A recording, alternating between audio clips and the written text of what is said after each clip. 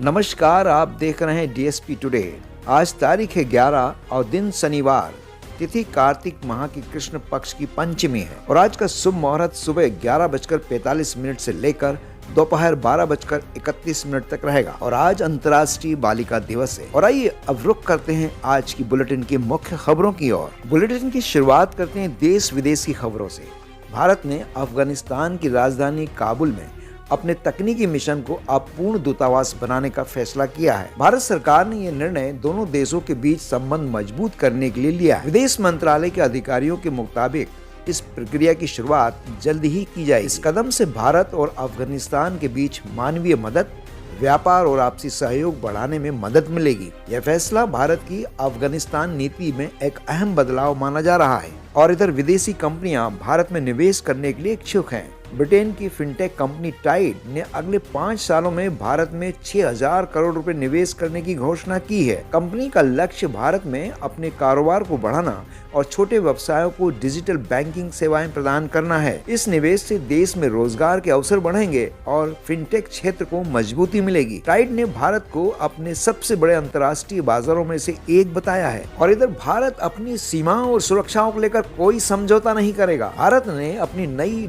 विदेश नीति में स्पष्ट किया है कि वह अफगानिस्तान को करीबी पड़ोसी मानता है और आतंकवाद के प्रति सख्त रुख अपनाएगा। विशेषज्ञों का कहना है कि ये संदेश चीन और पाकिस्तान दोनों के लिए संकेत है कि भारत अपनी सीमाओं और सुरक्षाओं को लेकर कोई समझौता नहीं करेगा। भारत ने कहा है कि क्षेत्र में शांति और स्थिरता उसकी प्राथमिकता है, लेकिन किसी भी देश से दुश्मनी या हिंसा को बर्दाश्त नहीं किया जाएगा। और इधर भारत और ब्रिटेन के बीच मिसाइल सौदा। ब्रिटेन ने भारत को थेल्स कंपनी द्वारा बनाई गई हल्की मल्टी रोल मिसाइलें देने के लिए 350 मिलियन पाउंड लगभग $468 मिलियन का समझौता किया है। यह सौदा दोनों देशों के बीच रक्षा सहयोग मजबूत करेगा। इन मिसाइलों का उपयोग थल, जल और वायु तीनों सेनाएं कर सकेंगी, जिससे भारत की सैन्य क्षमता में बढ़ोतरी होगी। 10 अक्टूबर को विश्व मानसिक दिवस के अवसर पर पीएम नरेंद्र मोदी ने लोगों से मानसिक स्वास्थ्य पर खुलकर बात करने और एक दूसरे के प्रति सहानुभूति दिखाने की अपील की है। उन्होंने कहा कि मानसिक स्वास्थ्य पर जनचर्चा बढ़ाना बहुत जरूरी है ताकि लोग बिना झिझक मदद ले सकें। मोदी ने सभी से मानसिक रूप से स्वस्थ समाज बनाने में योगदान देने का आग्रह किया है। और इधर बिहार में आचार संहिता उल्लंघन के आरोप में सांसद पप्पू यादव के खिलाफ एफआईआर दर्ज की गई है। उन पर चुनाव क्षेत्र में लोगों को पैसा बांटने का आरोप है। यह मामला चुनाव आयोग के निर्देश पर दर्ज किया गया है। पुलिस जांच में जुटी है। अधिकारियों का कहना है कि आचार संहिता के तहत किसी भी उम्मीदवार को इस तरह का प्रचार करने की अनुमति नहीं है। और दीपावली नजदीक है और पटाखों को लेकर बवाल। सुप्रीम कोर्ट ने दिल्ली एनसीआर में दीपावली पर ग्रीन पटाखे जलाने के मामले में फैसला सुरक्षित रखा है। दिल्ली सरकार और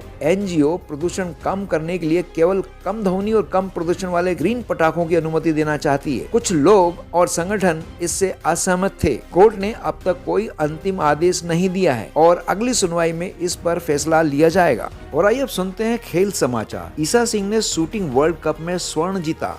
मात्र 20 वर्ष की उम्र में ईसा सिंह ने 10 मीटर एयर पिस्टल इवेंट में स्वर्ण पदक हासिल किया है। तो वहीं छत्तीसगढ़ ने महिलाओं की T20 ट्रॉफी में आंध्र प्रदेश को हराया। छत्तीसगढ़ की टीम ने 9 रन की जीत दर्ज की। उनके खिलाफ आंध्र प्रदेश को 7 विकेट पर 101 रन पर समेटा गया। ऐश्वर्या सिंह ने 36 रन बनाए। और आइए अब जानते हैं मौसम के मिजाज। इस सप्ताह भारत का मौसम विभिन्न क्षेत्रों में अलग रहेगा। उत्तर भारत और मध्य भारत शुष्क और साफ रहेगा। दिन का तापमान 28 से 32 डिग्री सेल्सियस, रात 15 से 22 डिग्री सेल्सियस तापमान रहेगा। दक्षिण भारत में आर्द्रता की हल्की वर्षा होगी। तापमान 30 से 34 डिग्री सेल्सियस रहने की संभावना है। पश्चिम बंगाल और उड़ीसा में हल्की से मध्यम वर्षा की संभावना है। तापमान 30 से 32 डिग्री सेल्सियस यहाँ पर रहेगा। और आइए बुलेटिन के अंत में जानते हैं शेयर मार्केट। इस सप्ताह 10 से 16 अक्टूबर 2025 भारतीय शेयर बाजार में सकारात्मक रुझान रहने की संभावना है। निफ्टी 50 ने 25,250 के स्तर को पार किया है, जो मजबूत तेजी का संकेत है।